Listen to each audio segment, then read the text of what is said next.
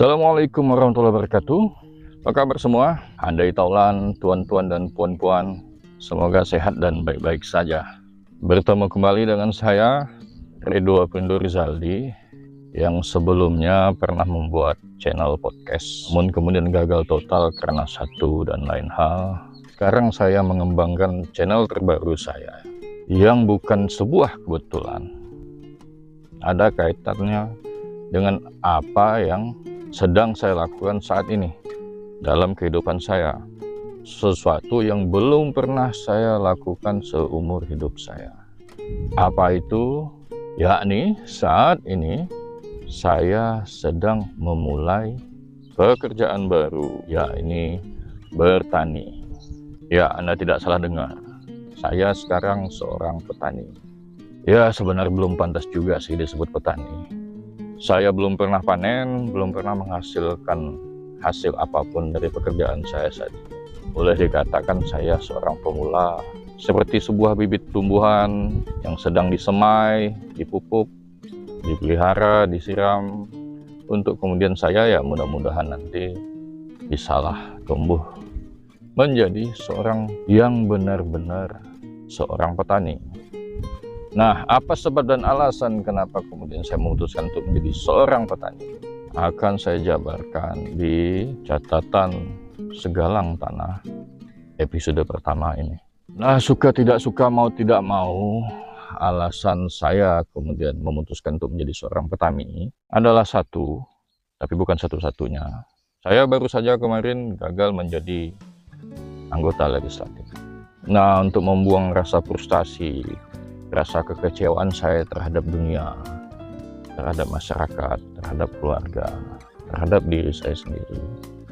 Ketika seorang teman saya mengajak saya untuk bercocok tanam, saya pikir ini akan menjadi perantara yang bagus untuk mengalihkan pikiran-pikiran negatif buruk saya ke arah yang lebih positif. Itu baik kan? Nah, teman saya yang mengajak saya bercocok tanam ini memiliki lahan sekitar 1 hektar, kurang lebihnya. Memberi dukungan berupa lahan yang bisa saya garap, kemudian peralatan-peralatan, dan berbagai fasilitas yang bisa membantu saya untuk belajar dulu bagaimana bercocok tanam. Dan jujur, dulu saya pernah dalam tanda kutip bercocok tanam, menanam cabai sekitar puluhan batang di dalam pot-pot kecil sewaktu saya menjadi tenaga pengajar di salah satu sekolah di kota saya. Ada puluhan batang yang berhasil saya tanam, lalu kemudian sempat saya panen sekali, lalu kemudian mati begitu saja, dan saya waktu itu bingung, tidak tahu mengapa bisa mati. Dan itu puluhan tahun yang lalu, di mana akses YouTube, informasi soal pertanian dan segala macamnya itu masih belum terlalu intens, tidak seperti sekarang. Kemudian saya juga kekurangan kawan dalam hal bercocok tanam ini. Waktu itu kawan saya yang mengajak saya saat ini, itu belum ada minat sekali dalam hal bercocok tanam. Nah, sekarang dalam 2-3 tahun ini, beliau menggelutinya. Kalau dibilang sudah sukses 100% belum, dia sendiri pun mengakui. Tapi setidaknya kalau dalam hal step atau langkah, dia sudah 5-6 langkah jauh dari saya. Dan banyak ilmu, banyak nasihat maupun saran dalam hal bercocok tanam yang telah diberikan kepada saya dalam beberapa bulan ini. Nah, kembali ke alasan saya yang kedua, kenapa saya memutuskan menjadi petani, yakni karena saya memang memiliki mimpi dan cita-cita untuk bercocok tanam. Karena menurut saya dalam hal urusan bercocok tanam, menanam tumbuh-tumbuhan, mengolah lahan, itu selalu menjadi hal yang menarik buat saya bahkan dari ketika saya kecil. Tapi kemudian harus kita akui, di era modern ini, di zaman sekarang, urusan bercocok tanam itu apalagi di daerah perkotaan menjadi hal yang langka dan asing. Oleh karena itu, minat saya ini semakin kecil dan mengecil, makin jauh semakin jauh. Sampai kemudian ya tadi, ketika teman saya yang saat ini sudah pindah domisili ke daerah pedesaan, itu mengajak saya untuk ikut berkebun atau bertani, melakukan sesuatu yang sedang ia lakukan saat ini. Pertama, saya terus terang agak ragu dengan diri saya. Kita sudah jauh dari urusan dunia tanam-menanam, bertani dan berkebun. Tapi mengingat cita-cita saya dulu, mimpi-mimpi saya dulu, ya ditambah kemudian latar belakang kegagalan saya sebagai caleg tadi, saya kemudian mengiyakan tawaran kawan saya tersebut. Dan ini sudah 2 bulan saya berada di sini, tepatnya di Desa Sungai Putri, 30 km dari kota Ketapang, sekitar setengah jam perjalanan kalau kita ngebut. Dan dalam 2 bulan ini saya sudah belajar banyak dan kebanyakan hal-hal yang baik dalam hal urusan bertani dan bercocok tanam ini.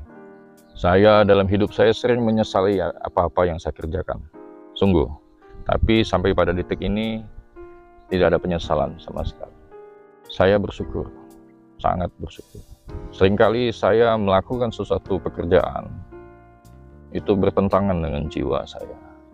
Tapi untuk saat ini, meskipun rasa lelah atau terus terang ada rasa jenuh juga, menjalani terus-terusan menyangkul, ya, mengolah lahan, membuka lahan lagi, menyangkul lagi. Tapi kalau saya balikkan ke dalam diri saya, bertanya lagi ke dalam diri saya lagi, tidak ada penyesalan sama sekali. Tidak ada rasa rugi dari apa yang sedang saya lakukan saat ini. Jadi hingga saat ini saya masih belajar dan terus belajar, melakukan banyak-banyak kesalahan tentu saja seperti biasanya. Hingga kelak saya tidak tahu ini akan membawa saya kemana. Mudah-mudahan ke arah masa depan yang lebih baik untuk saya pribadi dan juga terutama keluarga saya, istri dan anak-anak saya, orang tua maupun saudara-saudara saya. Nah, kebetulan saya pikir sambil bercocok tanam, sambil menghibur juga, mengalihkan dari kejenuhan-kejenuhan yang sering terjadi saat penat, saat capek, saya sekalian untuk membuat konten dan juga channel ini. Channel yang saya beri nama Segalang Tanah.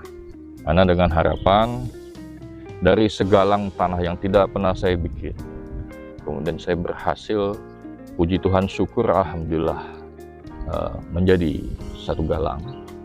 Mudah-mudahan kedepannya menjadi 10 galang, 20 galang, 1 hektar, 10 hektar yang bisa saya kelola.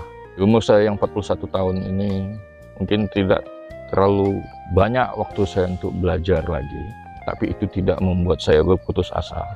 Saya melakukan apa yang bisa saya lakukan, selangkah demi selangkah, segalang demi segalang. Dan semoga apa-apa yang saya lakukan saat ini sekali lagi menjadi manfaat untuk kita semua. Di channel ini, di Segalang Tanah, saya sebagai petani pemula, saya harap semua ini tidak menjadi sia-sia, menjadi sesuatu yang baik.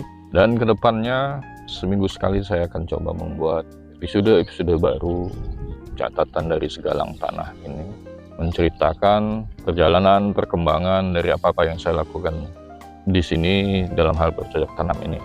Sekian, sampai jumpa di episode selanjutnya. Beri doa dan dukungan agar semua kehidupan kita saat ini menjadi berarti. Wabillahi taufiq wal hidayah. Assalamualaikum warahmatullahi taala wabarakatuh.